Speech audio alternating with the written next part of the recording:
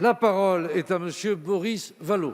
Merci Monsieur le Président. Monsieur le Premier ministre, hier était convoqué en urgence un puis deux conseils de défense. Les chefs de partis, de groupes parlementaires, les partenaires sociaux ont été convoqués à leur tour de façon express pour cet après-midi. Des ministres ont quitté précipitamment le banc pour rejoindre Matignon et le ministre de la Santé a annulé l'audition devant la commission d'enquête qu'il devait assurer cet après-midi. Le sentiment d'un vent de panique est saisissant. Le 14 juillet dernier, le président de la République affirmait que nous étions prêts à affronter une seconde vague. Vous-même, le 27 août, vous déclariez, je vous cite, que face à la pandémie, il n'y a pas de quoi s'affoler. Et le 22 octobre dernier, c'est le ministre de la Santé qui avançait à l'appui du couvre-feu que sans mesures nouvelles, là où c'est nécessaire pour freiner l'épidémie, il y aurait dans les 15 jours jusqu'à 50 000 malades diagnostiqués quotidiennement. Nous avons atteint ce seuil 4 jours après cette déclaration. Je crains que vous n'ayez d'une certaine manière participé d'un relâchement dans notre combat contre son virus. Aujourd'hui, c'est l'alarme. Le conseil scientifique le dit depuis plusieurs semaines. L'incidence est hors de contrôle, l'hôpital se prépare au pire et des mesures difficiles doivent être prises. Monsieur le Premier ministre, les Français sont inquiets de l'épidémie, mais ils le sont aussi des tergiversations dans la gestion de la crise. Depuis le début de la crise, les socialistes et apparentés ont agi en responsabilité, ont formulé des propositions chaque fois qu'ils le pouvaient, en vain, je vous l'accorde. Et nous avons toujours soutenu le strict respect des dispositions sanitaires que vous aviez décidées. Mais nous avons besoin de clarté, nous avons besoin de transparence, nous avons besoin de diligence. Monsieur le Premier ministre, il devient difficile de croire que vous avez tiré toutes les conséquences de la première vague, notamment dans la préparation de l'hôpital. Difficile de ne pas considérer que vous avez manqué d'anticipation et, en définitive, peut-être échoué dans le déconfinement dont vous aviez la charge. Les Français ont besoin de comprendre pour avoir confiance. Vous savez les efforts qu'ils ont accomplis. Monsieur le Premier ministre, pouvez-vous nous rassurer? Avez-vous encore le contrôle? Pouvez-vous nous dire quelle est la stratégie du gouvernement et si nous allons vers un nouveau confinement? Merci, monsieur le député. Merci, Monsieur le Président. Ma question s'adresse à Monsieur le Premier ministre. Et j'ai bien entendu la réponse qui vient d'être faite. La France s'enfonce un peu plus dans la crise économique et sociale et votre gouvernement reste timoré, lent et sourd pour venir en aide aux plus précaires qui sont les premiers touchés par la récession. Le plan de relance, discuté encore hier soir en séance, accorde 22 milliards de crédits pour 2021. Tout est concentré sur la politique de l'offre. Seulement 0,8% sont concentrés au soutien des plus précaires. Votre plan de relance ne parle effectivement pas d'urgence. Les débats d'hier soir et les annonces de samedi dernier ne répondent effectivement pas aux situations dramatiques que vivent de trop nombreux concitoyens. Temporaires et limitées, vos mesures s'inscrivent dans la droite ligne de la politique menée depuis 2017, considérant que revaloriser les minima sociaux freinerait le retour à l'emploi. Vos choix relèvent d'une logique dépassée, consistant à opposer les bons pauvres, ceux à qui l'on donnera un coup de pouce pour les aider à retrouver le marché de l'emploi, et les mauvais pauvres, à qui l'on distribuerait quelques euros. Les bénéficiaires du RSA, dont le nombre va croître de près de 9%, et ceux de l'allocation spécifique de solidarité, les jeunes de moins de 25 ans et les étudiants boursiers ne percevront fin novembre ou décembre qu'une aide exceptionnelle de 150 €. Ce n'est pas suffisant et cela ne répond pas à l'urgence de la situation. Votre gouvernement reste sur une position idéologique en refusant d'augmenter les minima sociaux. Une revalorisation est d'autant plus nécessaire que le RSA n'atteint plus aujourd'hui que 39% du SMIC contre 50% en 88 au moment de sa création. Il faut donner un coup de pouce significatif aux minima sociaux. Il faut au moins 100 € par mois. Il faut aider aussi tous ceux qui n'ont pas droit au RSA, et notamment les plus jeunes, ceux de moins de 25 ans pour lesquels nous avions proposé un minimum jeunesse. Comment, Monsieur le ministre, pensez-vous faire pour lutter efficacement contre la pauvreté en refusant ces mesures de bon sens, alors que demain, vous allez annoncer un durcissement des mesures? Merci, Monsieur le Président. Monsieur le ministre des Affaires étrangères, le week-end dernier a été marqué par une passe d'armes peu diplomatique entre le président de la République française et le président turc Erdogan. Après l'avoir diffamé, ce dernier a même encouragé au boycott des produits et entreprises françaises au motif de la déclaration d'Emmanuel Macron qui défendait la République, la liberté d'expression et la laïcité.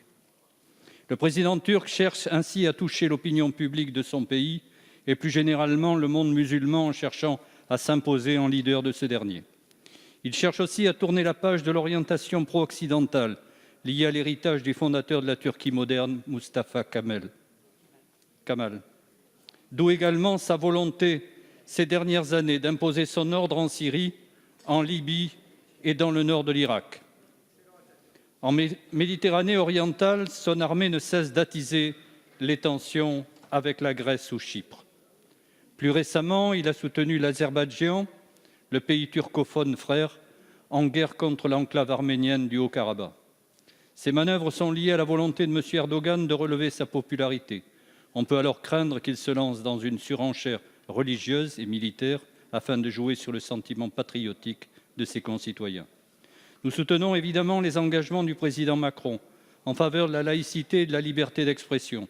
Nous condamnons les propos du président Erdogan sans faire l'amalgame entre son dirigeant et le peuple turc, qui mérite toute notre sympathie.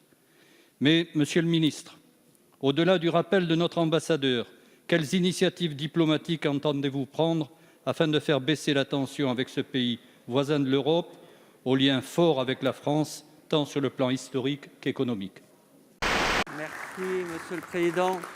Monsieur le Premier ministre, Mesdames et Messieurs les ministres, mes chers collègues, nous faisons face à la seconde vague. Et comme au printemps, avec beaucoup d'autres pays, de l'hémisphère nord notamment, et comme au printemps, la qualité de notre réponse déterminera le nombre de vies que nous sauverons ou de vies que nous perdrons. La première vague a révélé des forces et des faiblesses de notre pays.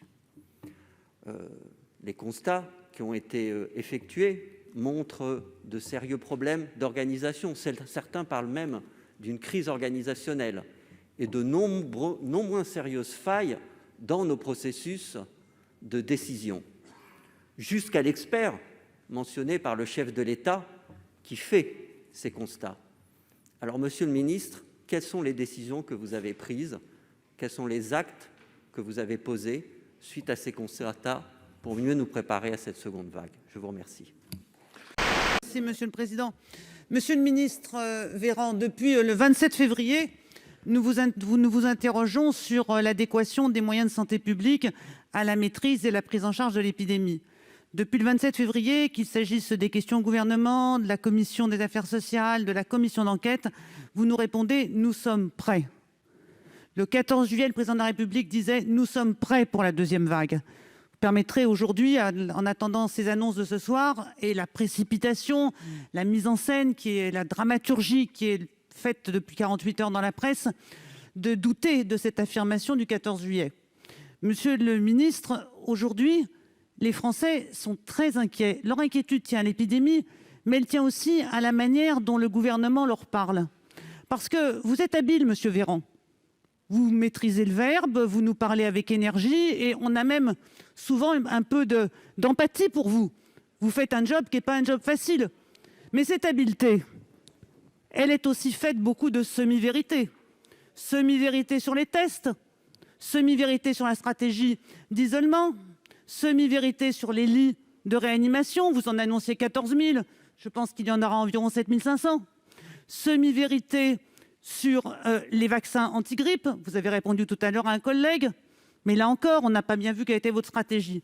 Alors, monsieur le ministre, les Français sont un peuple éclairé, responsable et mature. Quand allez-vous sortir de la posture politique, voire même politicienne, pour leur parler à la hauteur de ce qu'ils sont? À notre collègue Étienne Poumirol, pour le groupe socialiste, écologiste et républicain. Vous avez la parole. Merci, Monsieur le Président. Mesdames et Messieurs les ministres, chers collègues, ma question s'adresse à Monsieur le Premier ministre. Nous le savons depuis plusieurs mois, la crise sanitaire qui s'est abattue sur notre pays est aussi une crise économique et sociale.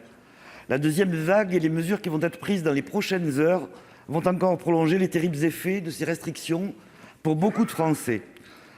1 million de Français de plus sous le seuil de pauvreté ont rejoint les plus de 9 millions qui y étaient déjà, chiffre en augmentation depuis 2018. Cette situation est dramatique et il aurait fallu réagir plus en amont, plus rapidement et plus efficacement. Vos annonces de samedi dernier ne répondent pas à ces trois impératifs. Vous pratiquez un saupoudrage qui ne prend pas en compte l'ampleur de ce qui est déjà là et encore moins de ce qui nous attend dans notre pays. Votre plan est centré sur l'insertion par l'activité. Cela est certes nécessaire, mais insuffisant, en particulier quand les perspectives de création d'emplois sont celles d'aujourd'hui. Les jeunes, les plus précaires, les nouveaux précaires sont sortis de votre radar. À cela, vous proposez des aides exceptionnelles et ponctuelles, quand la deuxième vague nous confirme qu'un grand nombre de Français risquent de s'installer dans une précarité sur un temps long.